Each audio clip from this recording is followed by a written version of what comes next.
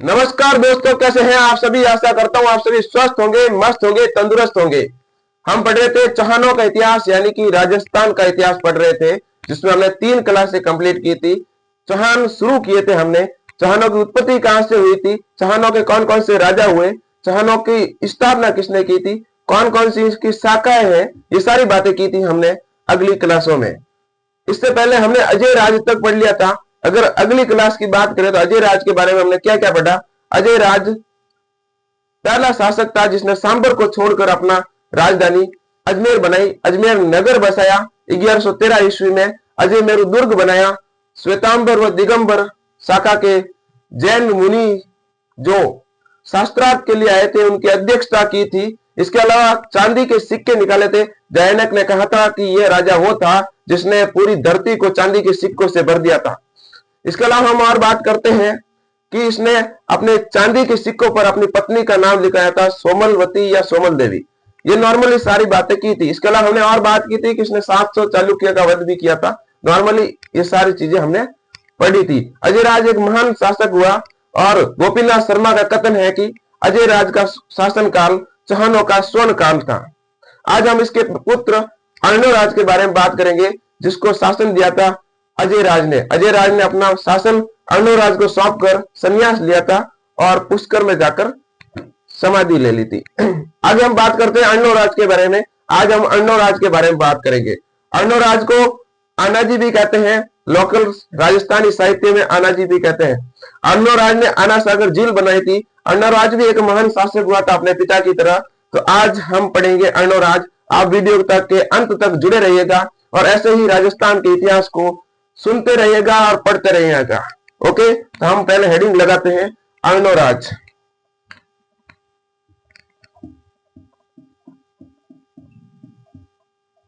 इसका शासन काल हम देखें तो 1133 ईस्वी से 1155 ईस्वी तक हमें देखने को मिलता है।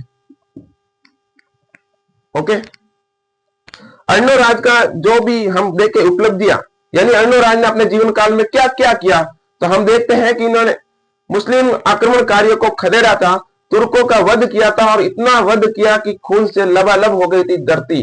तब तुर्कों के यानी मुस्लिमों के खून से लबालब होने के कारण अर्णोराज ने देखा कि हमारी धरती अपवित्र हो गई है, इसलिए उन्होंने अपने साम्राज्य में आना सागर झील बनाई और पवित्र की अपनी धरती को। यानी कि जब तुर्कों का रक्त पूरी धरती पर फैल गया था, तब वहां पर आना सागर झील बनाई जहां युद्ध हुआ था। तो ये बात महत्वपूर्ण हो जाती है और हम यहां पर लिखेंगे। इसके अलावा हम और बात करें तो इन्होंने वराह मंदिर बनाया था। वराह मंदिर भगवान विष्णु का अवतार हुआ था, वराह अवतार। उनका जो मंदिर बनवाया था पुष्कर में बनवाया था। और हम बात करें कि मालवा के शासक नरवर्मन को हराया था। तो आगे हम ये देखते हैं।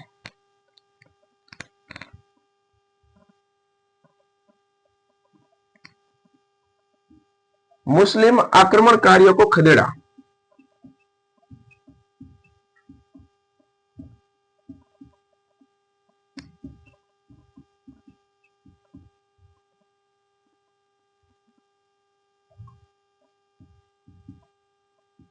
ओके, और हम बात करें कि जब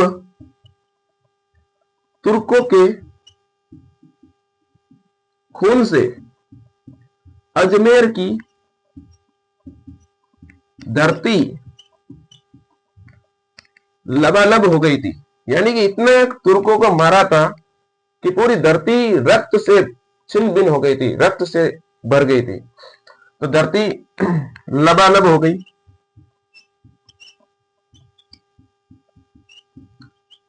तथा इस धरती को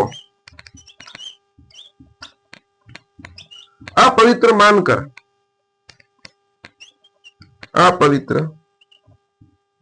मानकर अर्णोराज ने यहां पर आना सागर झील बनवाई।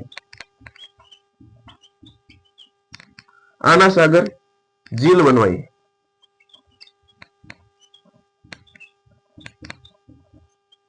तथा धरती को पवित्र किया।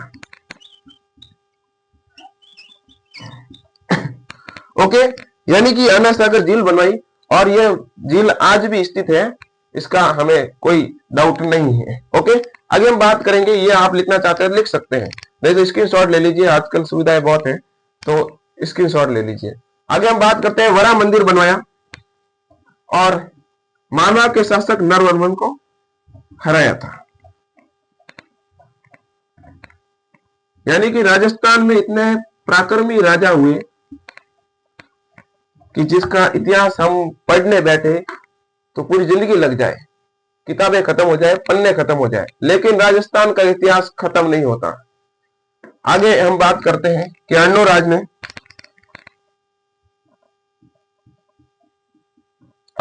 ने पुष्कर में वराह मंदिर बनाया। भगवान विष्णु का अवतार होते हैं, 10 अवतार होते हैं, जिसमें से 9 हो गए हैं, एक बाकी है कल की अवतार, जिसमें से एक वराह अवतार भी होता है, और उस वराह अवतार का मंदिर बनाया, तो वराह मंदिर बनवाया। इसके अलावा मालवा के शासक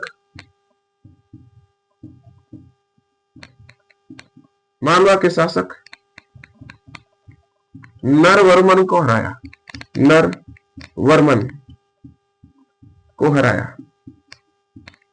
ओके, मालवा के शासक नरवर्मन को हराया।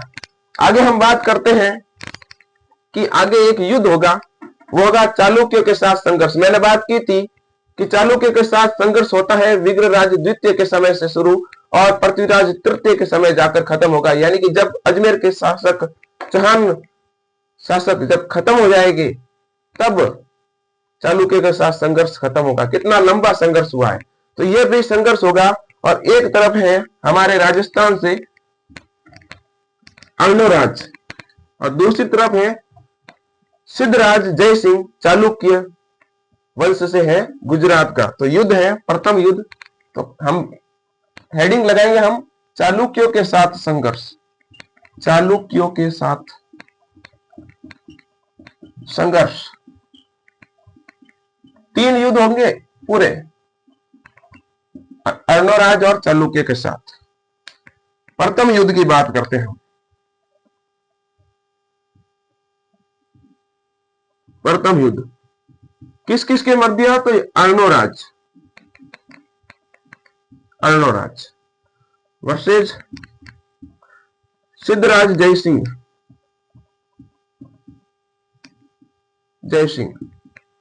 कौन है ये? चालुक्य। कहां का? गुजरात का। ओके, इसमें अर्णोराज की जीत हो जाती है, जीत होती है, और इस सिद्धराज जयसिंह की हार हो जाती है। और जब व्यक्ति जीतता है तो इनाम तो लेगा ही।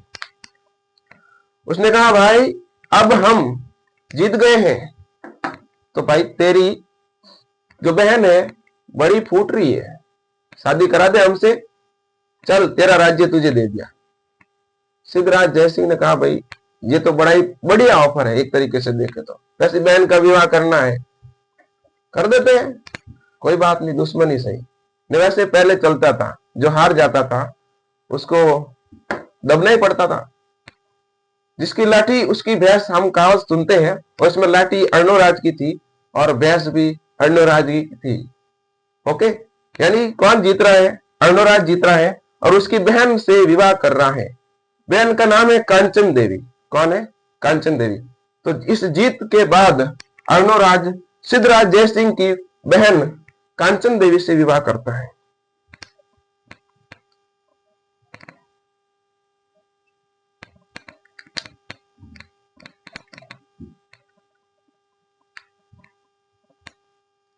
इस जीत के बाद संधि के रूप में अर्णोराज सिद्धराज जयसिंह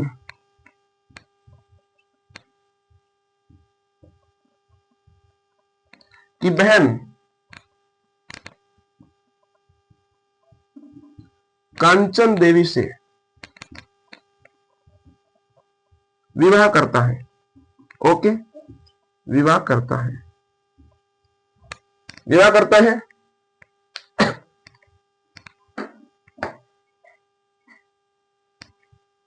अब होगा दूसरा आक्रमण।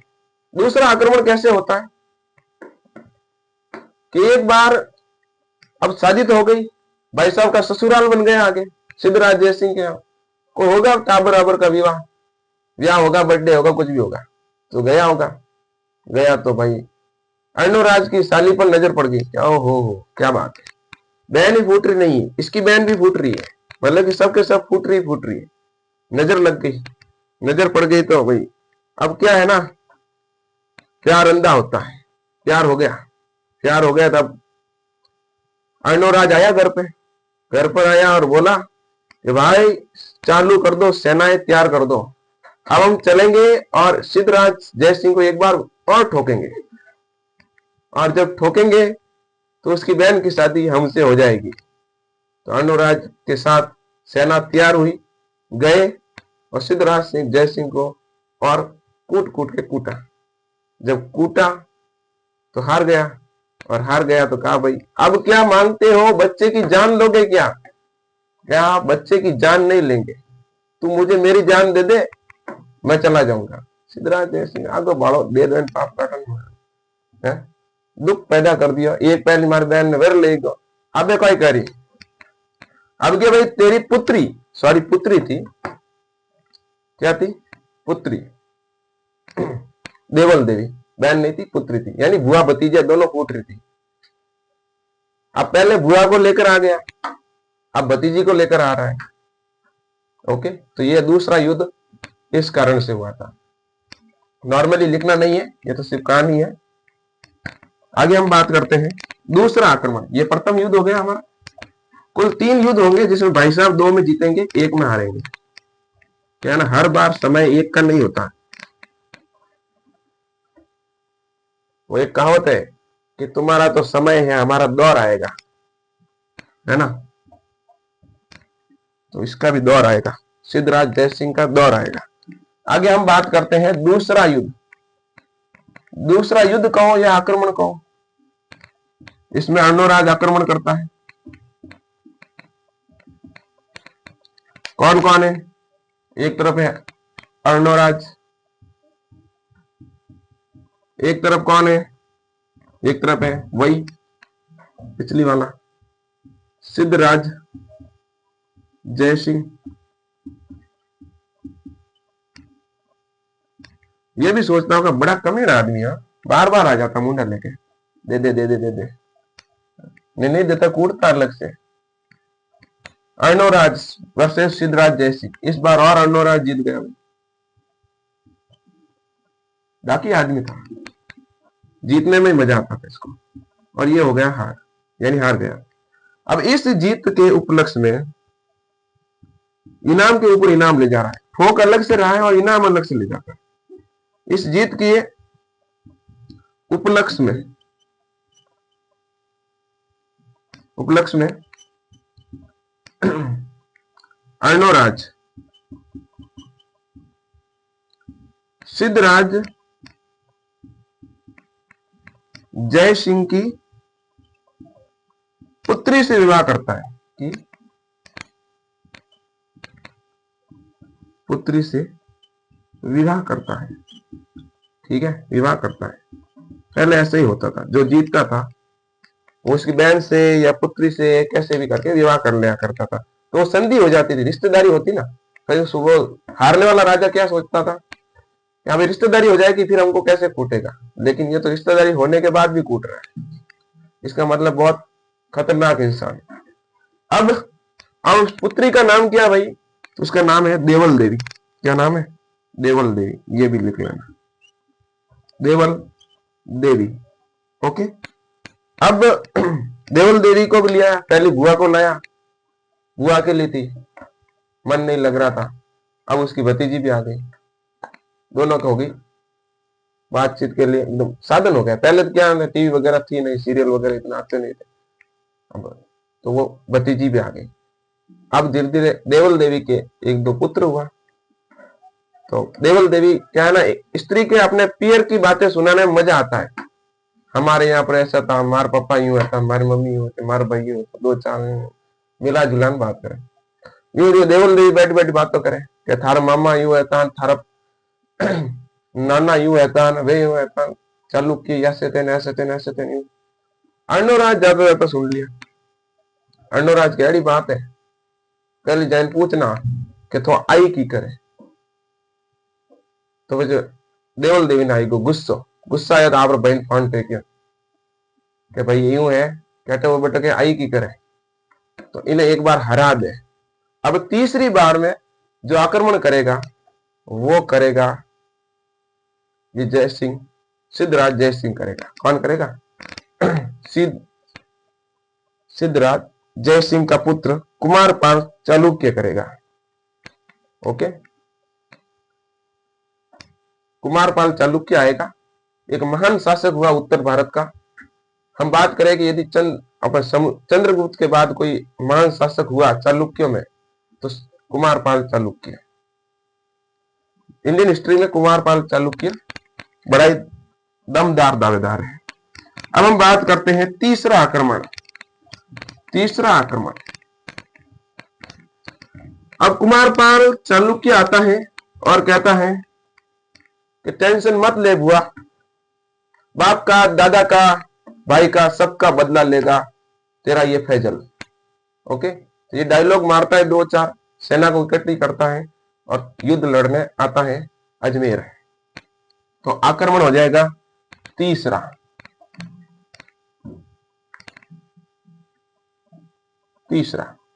कौन कौन है? एक तरफ है अर्णोराज, एक तरफ है कुमारपाल चालुक्य। कौन है? तो ये हारने वाले का बेटा है, यानी जय सिंह का बेटा है, का पुत्र। कहां का है? तो गुजरात का है। ओके, इस बार क्या होता है कि ये भाई साहब हार जाते हैं और ये जीत जाते हैं। और जब ये जीतता है तो कहता है भाई अब मेरी बारी। तो अर्णोराज कहता अब क्या लेगा? तो कुमारपाल कहता है कुछ नहीं लेगा। तो अर्णोराज की पुत्री थी जालन देवी, उससे विवाह करता है कौन? कुमारपाल। तो चौहानों की राजकुमारी जालन देवी से विवाह करता है कुमारपाल चालुक्य। तो पहली बात तो ये लिखनी है कि कुमारपाल चालुक्य चौहान राजकुमारी जालन देवी से विवाह करता है। कुमारपाल चालुक्य चौहान राजकुमारी जालन देवी से विवाह करता है।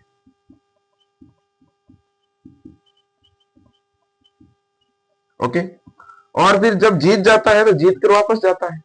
तो वापस जाता है तो बीच में कुछ शहर पड़ते हैं। जैसे हम बात करें, पाली पड़ता है, नाडोल पड़ता है, मेवाड़ में चित्तौड़गढ़ पड़ता है। तो ऐसे करते करते वो क्या करता है, पहले पाली को लूटता है, फिर नाडोल को लूटता है और फिर चित्तौड़गढ़ को लूटता है। और चित्तौड़गढ़ पर अपने पुत्र को, अपने एक सेनापति को, सज्जन को चित्तौड़गढ़ दुर्ग सौंप देता है सज्जन। और वो सज्जन जब चित्तौड़गढ़ पर अधिकार कर लेता है तो वहां पर एक मंदिर बना हुआ है, त्रिभुवन नारायण का मंदिर। और त्रिभुवन नारायण मंदिर को नाम बदल देता है। जैसे अभी नाम बदला ना मनरेगा का, जी राम जी वो वाला, उसी प्रकार नाम बदल देता है त्रिभुवन नारायण मंदिर का और उसका नाम रखता है समिदेश्वर मंदिर। क्या नाम रखता है? समिदेश्वर। तो ये आगे लिखते हैं।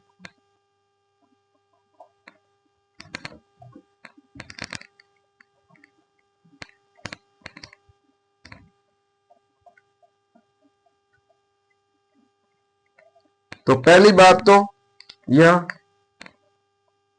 कुमारपाल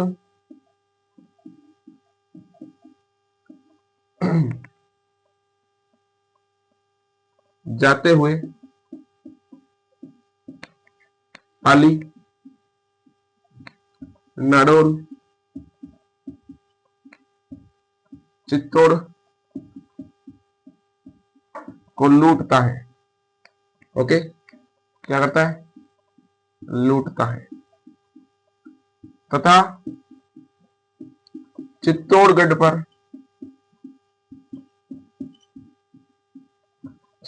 पर अपने सेनापति सज्जन को नियुक्त करता है। क्या करता है? नियुक्त करता है। ये सज्जन क्या करता है? तो यह सज्जन चित्तौड़ में स्थित त्रिभुवन नारायण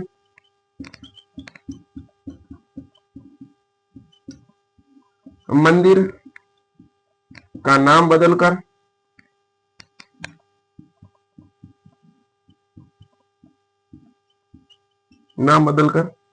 समिदेश्वर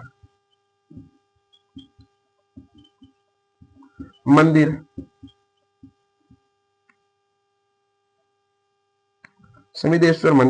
रख देता है। ओके, तो ये बात आप याद रखना।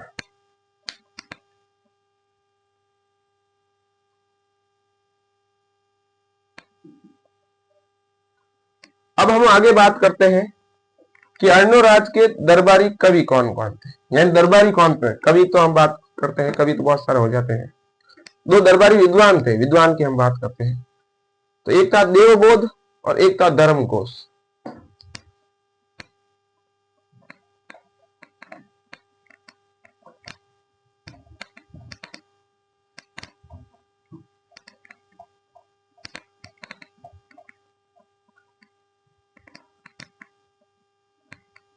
तो अर्णोराज के दरबारी विद्वान,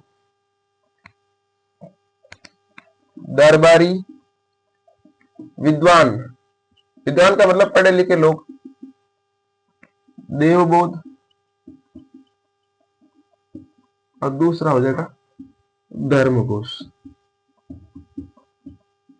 फिर क्या होता है कि अर्णोराज का एक पुत्र होता है जगदेव। जगदेव को लगता है कि ये कभी से 1133 से 1155 तक ये पिताजी राज कर रहे हैं, हमारी तो बारी नहीं आ रहे, मैं तो खुद बूढ़ा हो गया, दाढ़ी में दौड़े आने लगे। तो जगदेव करता है आज पापा का सफाया करते हैं। वो साउथ की मूवी में होता है ना, जीभ के नीचे ब्लेड दबाकर आता है, ऐसे करता है, जीभ ब्लेड बाहर निकलती। वो आया चुपचाप ऐसे, अर्णोराज बैठा था कुर्सी पर, और डैडी कैसे?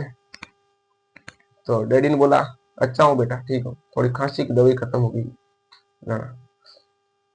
बोला डैडी अब खांसी की दवाई लेने की जरूरत नहीं, क्यों? कि ना रहेगा गला, ना रहेगी खांसी, गला ही नहीं रहेगा। निकाली ब्लेड। जगदेव ने अपने पिता अर्णोराज की हत्या कर दी। तो जब हत्या करता है कोई व्यक्ति पिता की, तो उसे कहते हैं पितृहंता, यानी पिता को मारने वाला। और ये चौहान वंश का एक नंबर का नाजोका था, ये पहला नाजोका था जिसने अपने पिता की हत्या की थी। तो इस नाजोको को हम कहते हैं पितृहंता। ओके, मारवाड़ी में होता है नाजोका, कामरा नहीं रहे, तो ये नाजोका था भाई। तो अर्णोराज के अपने पुत्र, खुद के पुत्र, दूसरा नहीं, अर्णोराज के स्वयं के पुत्र जगदेव